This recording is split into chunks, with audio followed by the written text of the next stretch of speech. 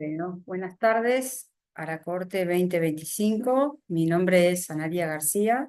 Soy la docente responsable de la materia Historia Cultural del siglo XX. Les doy la bienvenida en nombre del equipo que va a trabajar este año en la materia.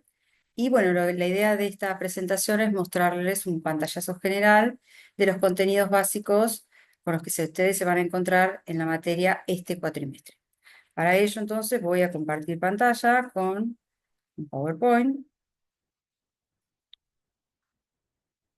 que va a funcionar entonces como una especie de guía que nos va a permitir hacer entonces el recorrido de los lineamientos generales y básicos de esta materia. Ustedes, como verán, la materia se llama Historia Cultural del siglo XX, pero también le sumamos el siglo XXI porque, teniendo en cuenta los 25 años que ya llevamos recorriendo este nuevo siglo, entendemos que hay procesos históricos determinantes que explican la realidad que deberían también ser incorporados en los contenidos de la materia. Por eso entonces se le suma el siglo XXI. Pero por supuesto, lo central de la materia va a ser revisar y recorrer entonces el siglo XX, ¿bien?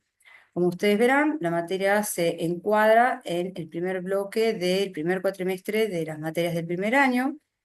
Allí es donde se encuentra dentro del plan de estudio. Y el objetivo central, entonces, de esta materia es que ustedes puedan conectar el contexto histórico y las manifestaciones culturales en su relación dialéctica. ¿Qué es esto? Nosotros les vamos a brindar un andamiaje, un soporte histórico, para que ustedes puedan, a través de ese recorrido y de esa coyuntura, comprender las manifestaciones culturales que se dieron en ese siglo, tanto en el espacio occidental, esto es Europa y Estados Unidos, como también Latinoamérica, así como también Argentina.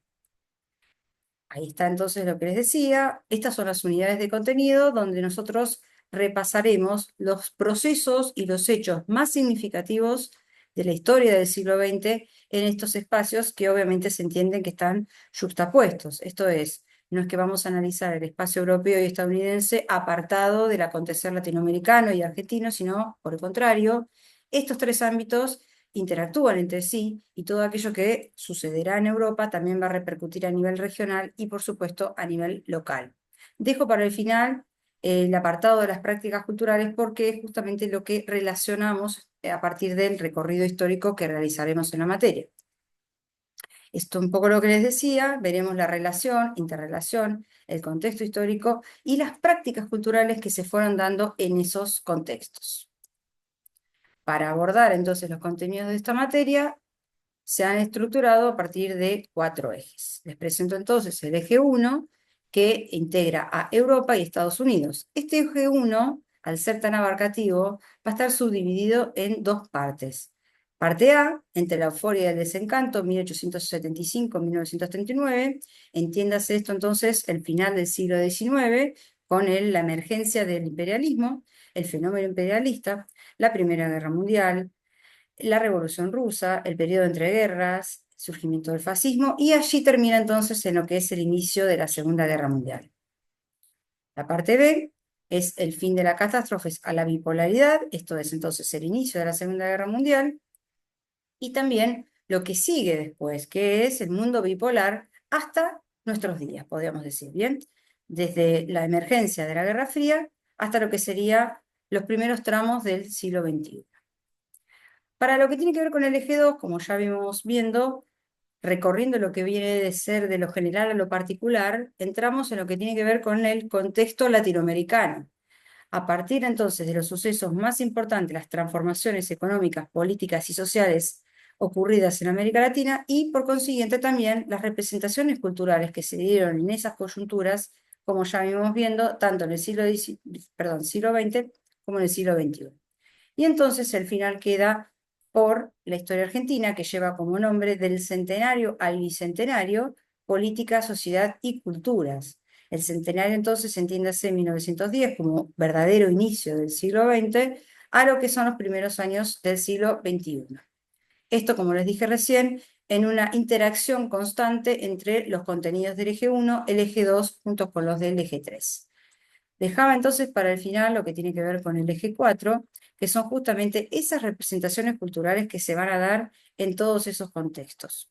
Hablamos entonces de producción audiovisual, artes plásticas, manifestaciones musicales y literatura, poniendo el foco principalmente en América Latina y en Argentina.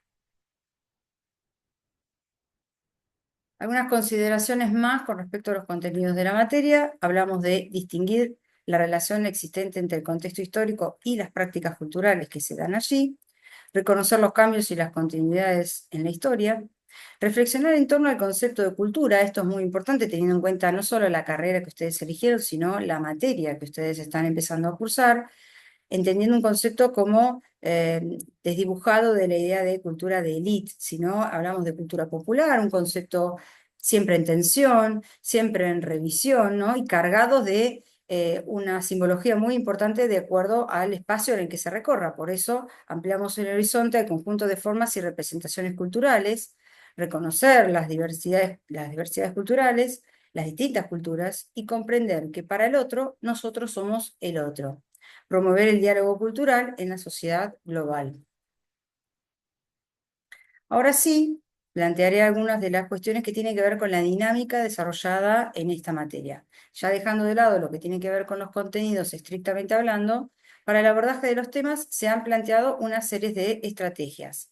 Esto tiene que ver con el abordaje que ustedes van a hacer a los contenidos a partir de material y guías de estudio que se le irán brindando en su momento, la implementación de foros de análisis y debate. Esto es muy importante. Cada uno de los ejes, con los subtemas que ustedes vieron recién, va a contar con un foro en donde les vamos a pedir que ustedes interactúen, dialoguen, opinen, intervengan, de manera tal que se dé entonces un espacio abierto para el análisis de esos contenidos.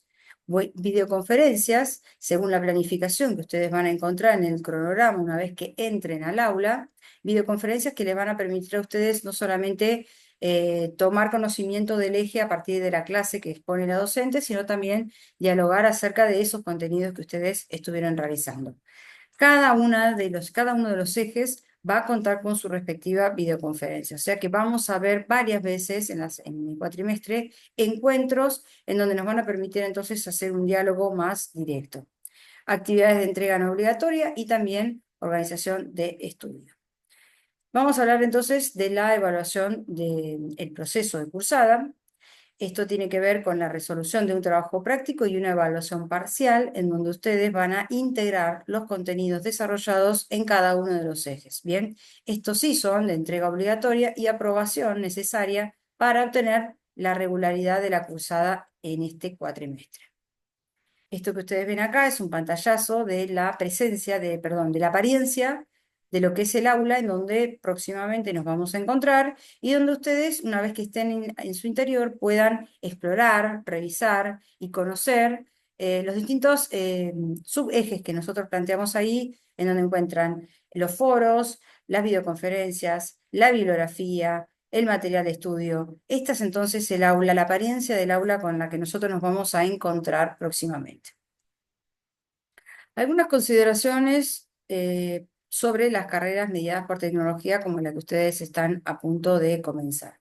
Por un lado, este tipo de carreras requiere una mayor autonomía por parte de los alumnos y alumnas. Entiéndase esto como una necesidad de organización de los tiempos, teniendo en cuenta que al no tener una presencia, una exigencia de presencia dentro de la facultad, como si fuera un encuentro semanal, cuando uno hace una carrera presencial, es importante manejar muy bien los tiempos de lectura para llegar al día con bueno, todas las disposiciones que ustedes van a encontrar dentro de esta materia, como también de las demás materias que vayan a cursar. Por eso es muy importante la autonomía y la autogestión del tiempo. Los alumnos pueden, bueno, justamente lo que dice ahí, gestionar mejor su tiempo de estudio, y esto es importante para no perderse, para no llegar atrasados y para no quedar entonces desfasados de los contenidos semanales que vamos a ir desarrollando.